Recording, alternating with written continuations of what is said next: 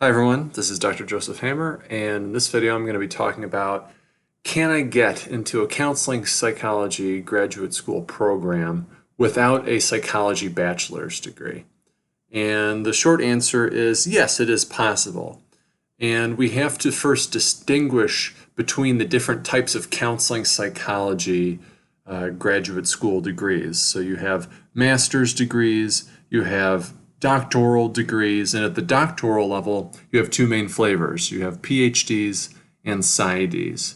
Now, to get into a doctoral program, whether a PhD or a PsyD, it's going to be very hard to get into a doctoral program in counseling psych or clinical psych without having substantial psychology coursework at the undergraduate level.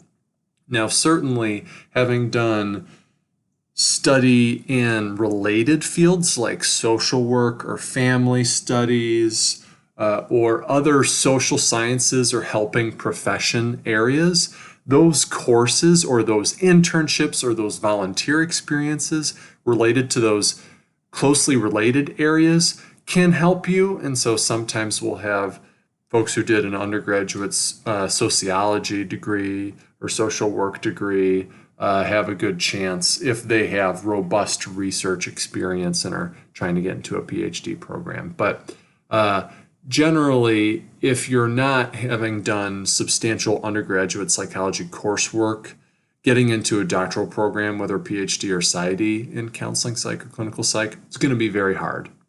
At the master's level, the story is different.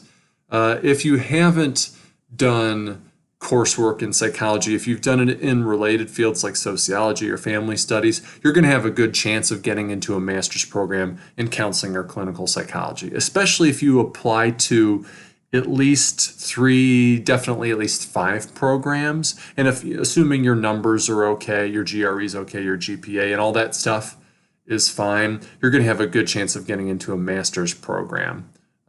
So that's good. Now, for some people, they may have done something unrelated to psychology, like vastly different, such as business or engineering.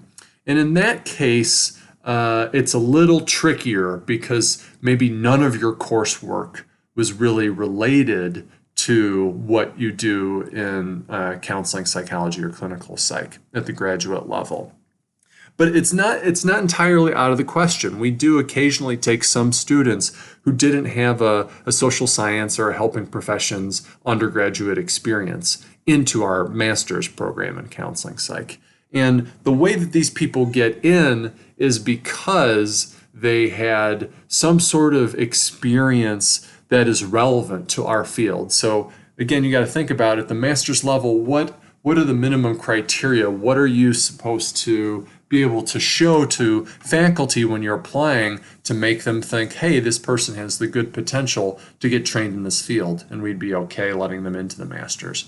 And you check out my resources on my website in terms of Psych Grad School that will explain more about what does the ideal graduate school applicant look like, including at the master's level. That goes into a little more detail than I'll talk about in this video. But the long and short of it is the master's program has a balance of research and practice or therapy.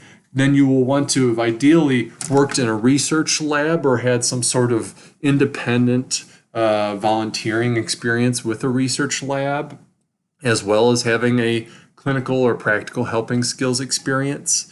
But if the master's program is not research related and it's mostly clinically related, then what you need to do is be able to show that you've done some sort of helping skills volunteer experience where you were using active listening skills, your empathy, your ability to build relationships, and maybe to provide comfort or assistance to other people. So if you did a volunteering experience or a part-time job or an internship or some sort of experience where you had a supervisor who supervised how your helping of other people, how you used your active listening skills to help them and show empathy and all of that, because those skills are the bread and butter basics of what makes for a good psychologist or a good counselor, right? So in order for someone to accept you into their master's in counseling psych or clinical psych program, you need to be able to show evidence in your application that you've had the chance to demonstrate those helping skills, those good listening and empathy skills,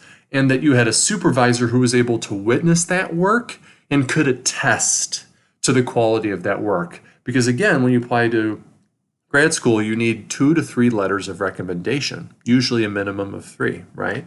And so who's writing these letters? Who is vouching for your character and abilities? And you need at least one of those letter writers to be that supervisor of that helping skills experience that you had. Because if you don't have any of your letter writers who can speak to your ability to be a good listener and who have seen your work and supervised your work, then how are the faculty to know that indeed you have skill in this area, right? It's all anecdotal. And you can certainly talk about these experiences in your statement of purpose, in your cover letter, but we really need some other third party, some other professional who's witnessed the quality of your work to be able to speak to that too, right? So we don't just need your word for it, we need somebody else's word for it that you have those skills.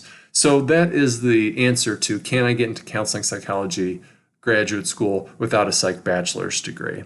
And again, it's if you haven't had substantial coursework in psych or closely related fields, then you have to have some sort of applied helping skills experience that you can point to show your promise and your suitability to be able to get into a master's program in counseling or clinical psych.